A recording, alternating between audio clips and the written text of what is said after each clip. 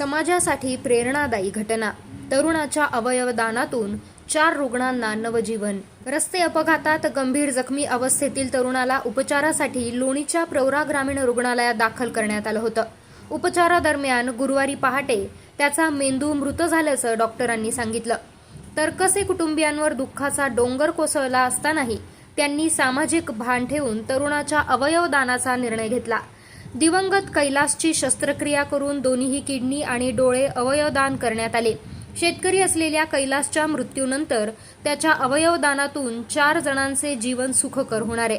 तालुक्यातील तरकसवाडी येथील युवक कैलास अशोक तरकसे वय वर्ष 35 हे रस्ता अपघातात गंभीर जखमी झाल्याने त्यांना उपचारासाठी लोणी येथील प्रवरा ग्रामीण रुग्णालयात 26 मे रोजी दाखल करण्यात आलं होतं.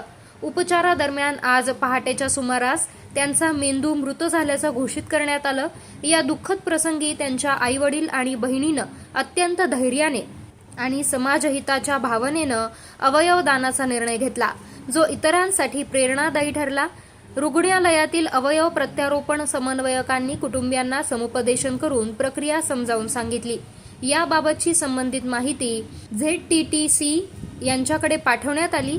त्यानंतर पुण्यातील ज्युपिटर रुग्णालयात येथून आलेल्या तज्ज्ञ डॉक्टरांच्या पथकानं प्रवरा रुग्णालयातील मेंदू मृत समिती, प्रशासन, कैलास यांचे आईवडील, बहीण तसेच इतर नातेवाईकांच्या सहकार्याने आजच सकाळी अवयवदानाची प्रक्रिया पार पाडली आहे.